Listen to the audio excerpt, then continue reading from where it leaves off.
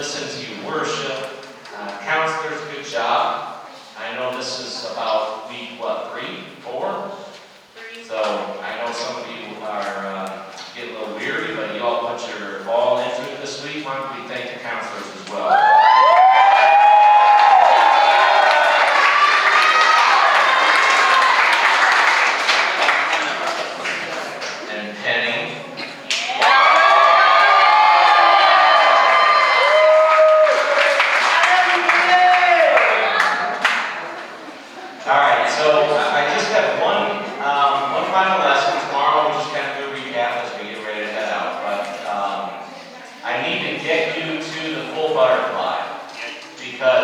where we weren't there yet.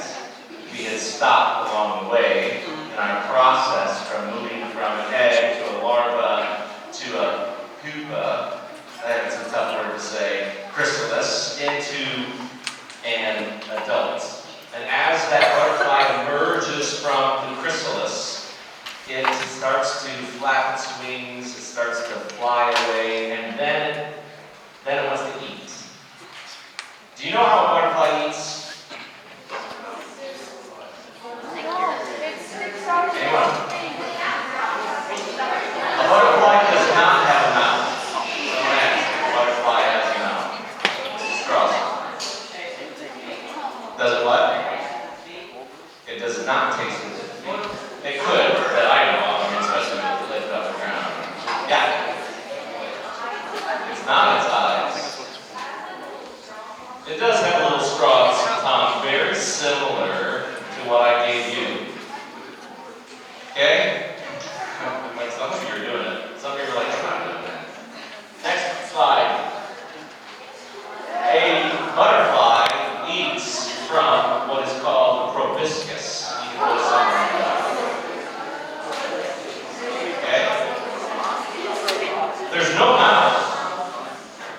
A butterfly will land, next slide, in flowers, and it'll take this straw, which quite literally is almost like a straw that sticks out of its face, and it'll stick that, uncurl it deep into a flower, and it'll suck out the sweet nectar, and then that's how it eats. Doesn't chew, not really a meat eater.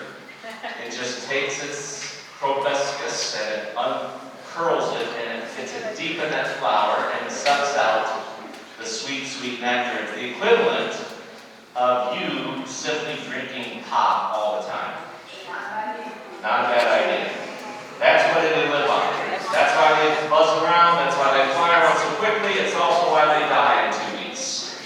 Because they're eating all the sweet stuff. A couple things you may not know. Yes, so we get the headbands on already, so you know they can just fit right there in your head. Some of you may know this. I don't know if they can compare to this.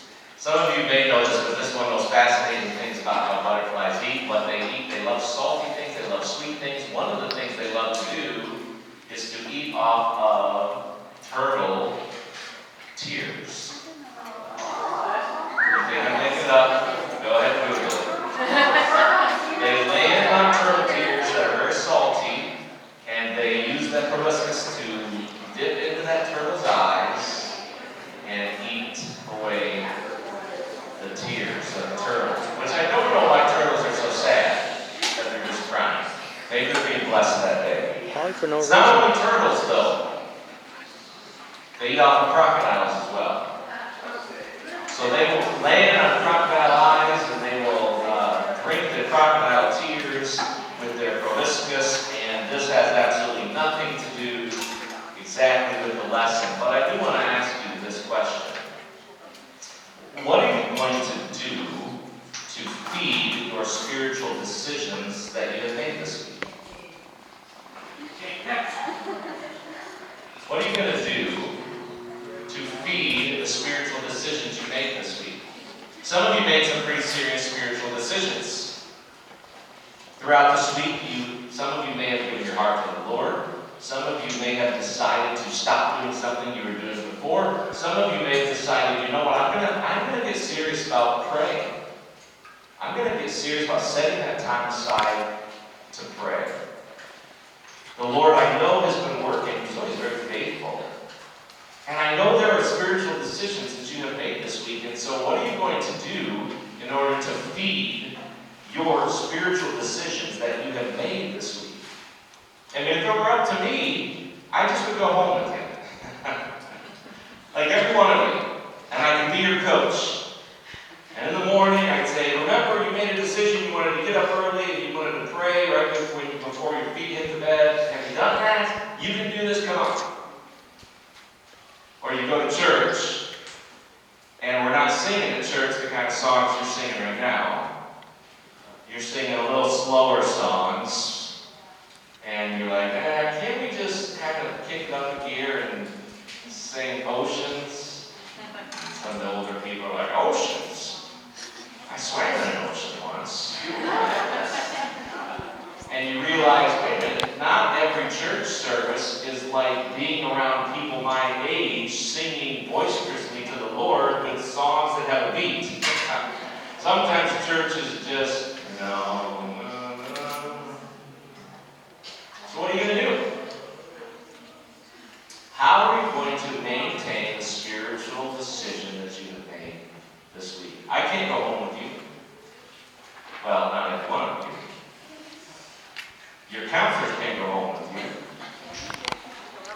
Well, some of you can go home with you, if you're related. Jesus had this difficult question for his disciples. When he knew that he was going to die and leave, and they were saying, why are you going to leave us? What are we going to do without you? They didn't even believe that he was going to leave them at one point.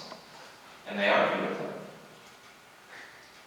There's a story that is told in John chapter 7. So if you have your Bibles, you can turn to John chapter 7. That gives us some insight into how we can maintain